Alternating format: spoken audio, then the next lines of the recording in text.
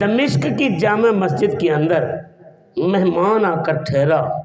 मुअज़्ज़ज़ बंदा है, सफ़ेद रीश है और वज़ाक़ता के एतबार से बड़ा मोहतरम लग रहा है।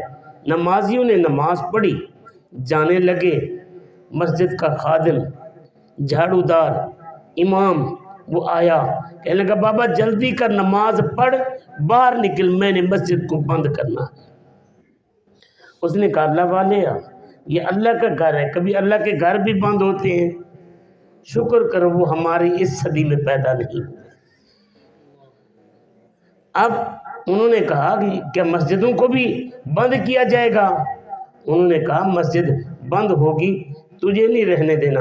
उसने कहा यार मैं परदेसी हूँ, यहाँ पर मुझे सराय का भी पता नहीं है कि नहीं है, मेरे पास रहने के लिए कोई वाकफियत भी नहीं है, अल्लाह का घर है, मैं पूरी जिम्मेदारी से कहता हूँ तेरी सामान तुझे गिनवा कर जाऊँगा, मुझे रात रहने दे। उसने कहा नहीं रहने दूँगा। अब उसने जनाब बड़ा ज़ोर लगाया, लेकिन मौलवी साहब अड़ गए। आखिरकार जब देखा कि बाबा नहीं जाता, उसने बाबे के बाजू से पकड़ा और उठाया और धक्के देता हुआ दरवाजे की तरफ ले गया। अब बाबा कहता है यार मेहरबानी कर, अल्लाह के नाम पर रहने दे। मौलवी साहब कहता है नहीं रहने देना। दरवाजे बाहर वाले दरवाजे पर पहुंचे तो दरवाजे के पास एक नान भाई की दुकान थी। नान भाई की दुकान थी तो नान भाई देखकर कहता है यार ये क्या हो रहा है? अब उस बाबे ने कहा यार मैं मुसाफिर हूँ, परदेसी हूँ, यहाँ मेरी वाकफियत कोई नहीं है, मैं इस मौलवी साहब से कह रहा हूँ मेहरबानी करो मुझे रात रहने दो। अच्छा एक गुजारिश करता चलूँ कि अब मेहमान रख लिया करो, लेकिन आज के हालात में तफ्तीश ज़रूर कर लिया करो, तफ्तीश ज़रूर कर लिया करो। अब उन्होंने क्या किया, नान भाई ने कहा यार ये बड़े जुल्म की बात है, परदेसी है, मुसाफिर है, इसको ये मौलवी साहब नहीं रहने दे रहे। कहने लगे चल बाबा आ मेरे साथ, अल्लाह के घर में अगर जगह नहीं है मेरे घर में है। मौलवी साहब की फिर भी वो कुंडी जो लगी हुई थी वो ना खुली। अब वो नान भाई लेकर जा रहा है। अब नान भाई आगे है, वो बुजुर्ग पीछे है, वो कदम उठाता है तो अल्लाह का नाम लेता है, कदम रखता है तो अल्लाह का नाम लेता है, बात करता है तो अल्लाह का नाम लेता है, बात ख़त्म करता है तो अल्लाह का नाम लेता है।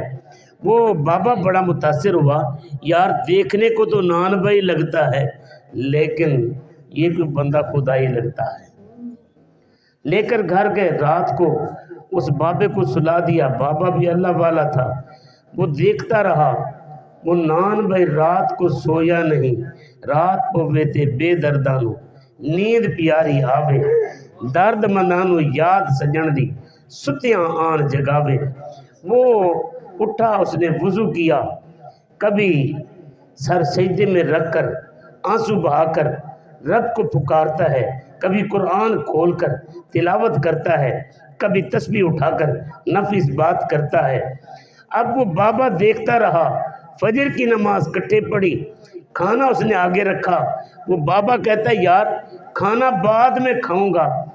यार ये बता कि इतना बड़ा तू जाकिर है, मैं तो तुझे कम तर समझा था, तू तो बरतर और बेहतर निकला, बरतर और बेहतर निकला।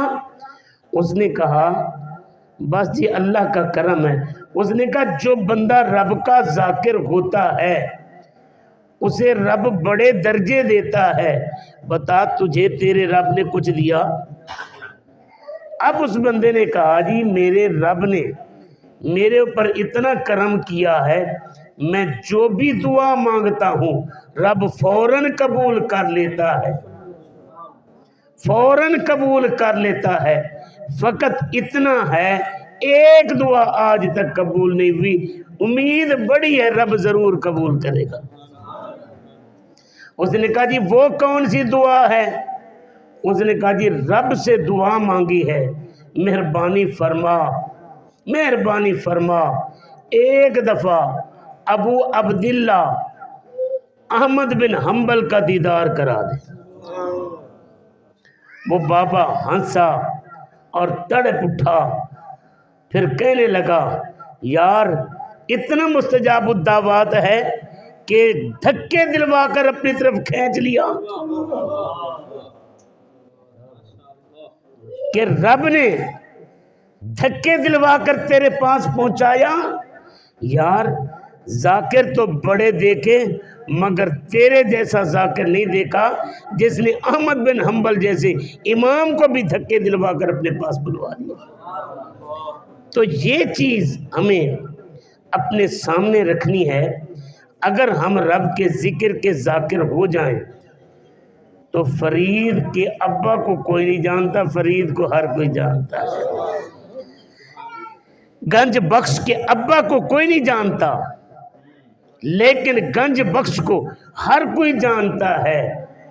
یار اللہ پاک نے یہی فرمایا فَاذْكُرُونِي أَذْكُرْكُمْ، تم میرا ذکر کرو میں تمہارا ذکر کروں گا، اور تم اپنی، میں مولانا معذرت کے ساتھ، علماء سے معذرت کے ساتھ، اپنی اوقات کے مطابق ذکر کرو، میں اپنے اوقات کے مطابق کروں گا۔